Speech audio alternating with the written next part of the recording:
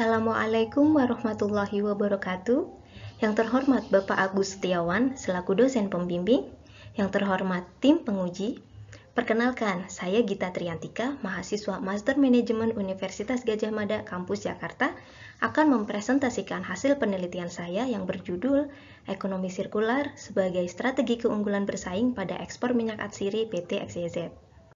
Berikut adalah outline dari presentasi ini.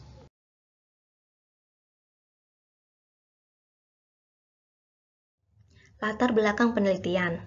Isu mengenai sustainability terus digencarkan di segala aspek termasuk lingkungan, sosial, dan ekonomi.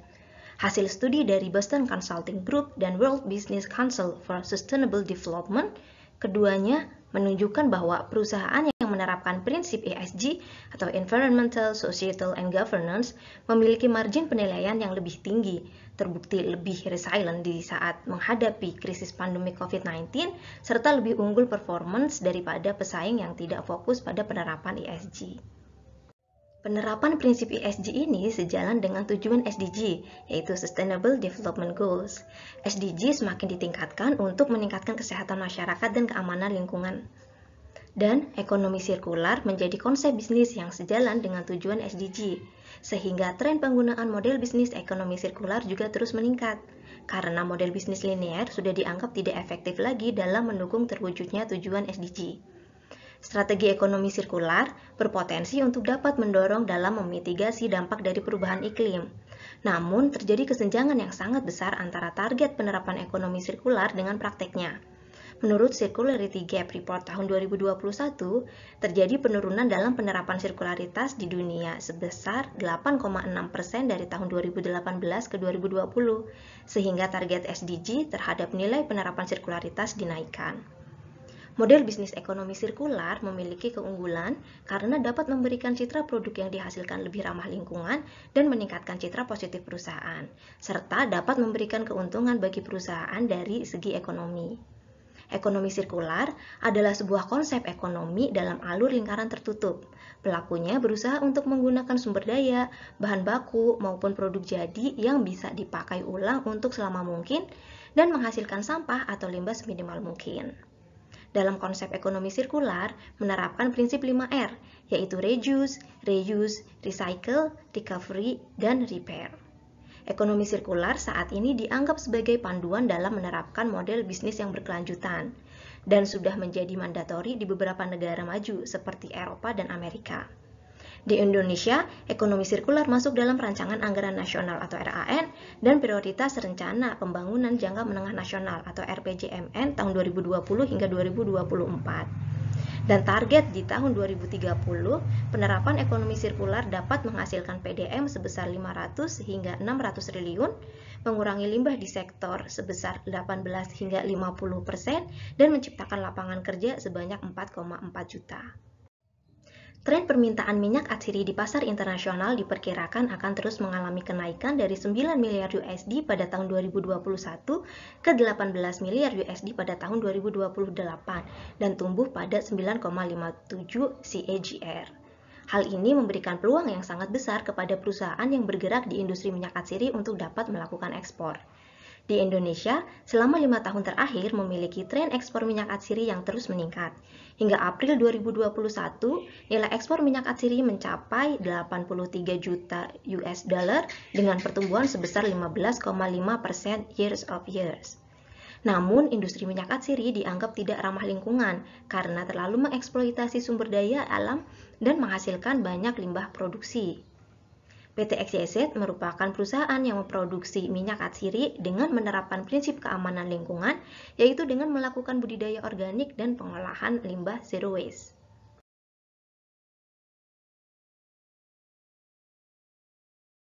Rumusan masalah penelitian. PT XYZ adalah UMKM yang berusia lebih dari 17 tahun dan berorientasi untuk ekspor minyak atsiri. PT XYZ memiliki perkebunan serai wangi on production dengan budidaya organik dan menerapkan sistem zero waste.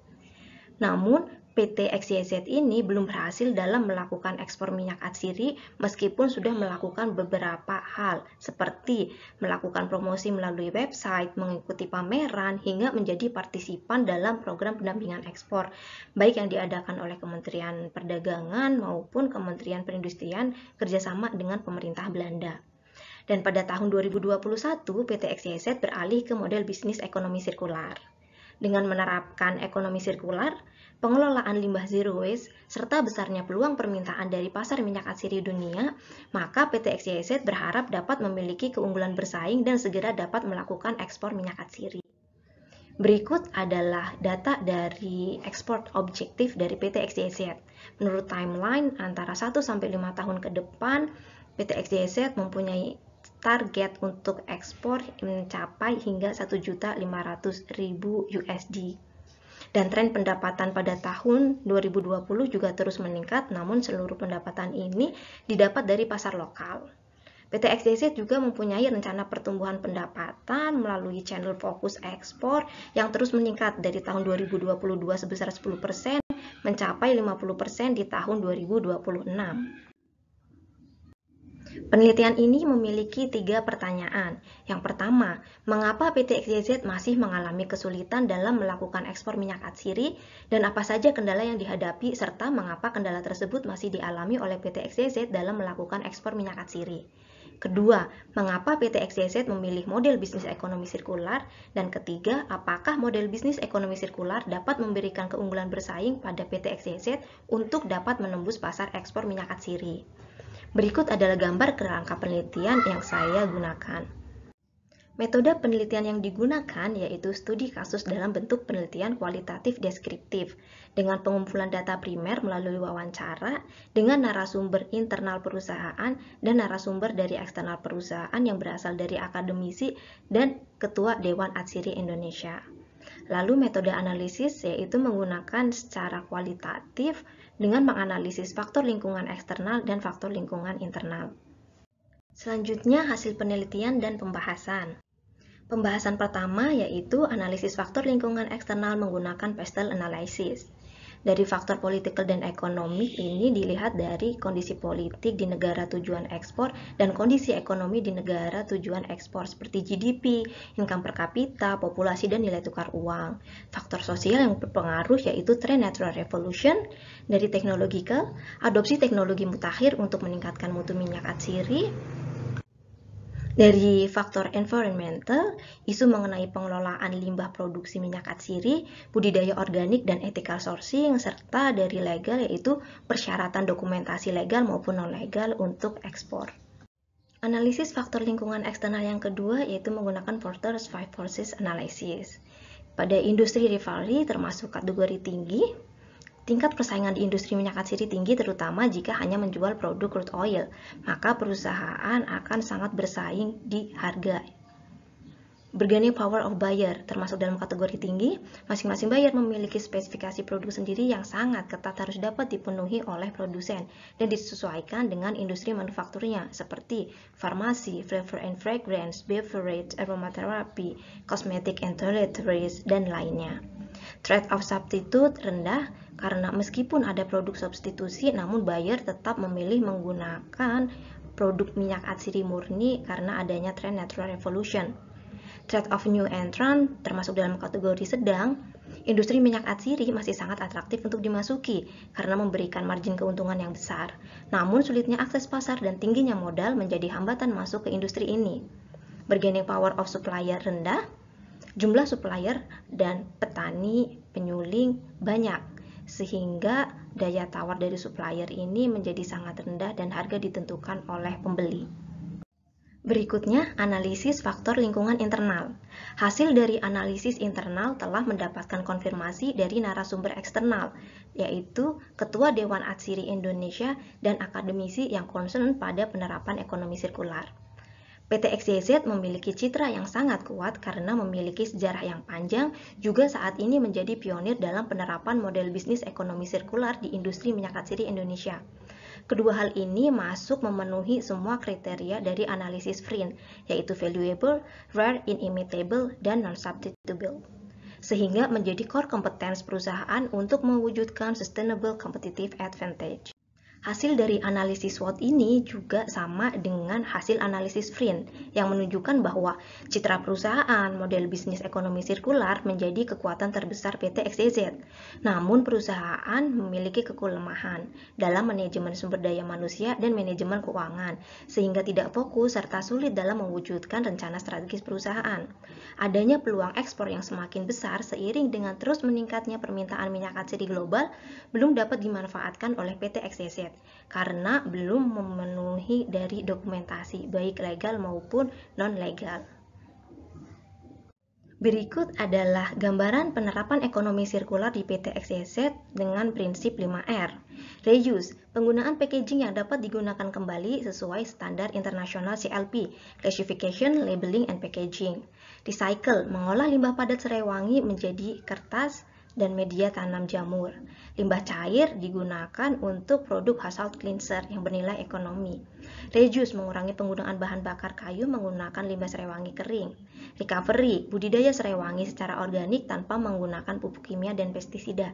Rot atau repair, mengolah limbah padat serai wangi menjadi pupuk yang dapat digunakan untuk mengembalikan zat hara tanah. Hasil pembuatan ekonomi sirkular model bisnis kanvas di PT XYZ ini menunjukkan bahwa penerapan ekonomi sirkular memberikan nilai baik dari produk utama yaitu minyak atsiri maupun produk alternatif yaitu dari pengolahan limbah serai wangi. Seperti pada penjelasan sebelumnya, pada model bisnis kanvas ini juga menunjukkan bahwa pada value propositions yang ingin disampaikan kepada pelanggan mempunyai kesatuan dan keselarasan antara nilai dari minyak atsiri dan nilai dari produk limbah yang meliputi histori perusahaan, perusahaan sebagai pionir dalam penerapan ekonomi sirkular, serta perusahaan yang menerapkan budidaya organik dan zero waste.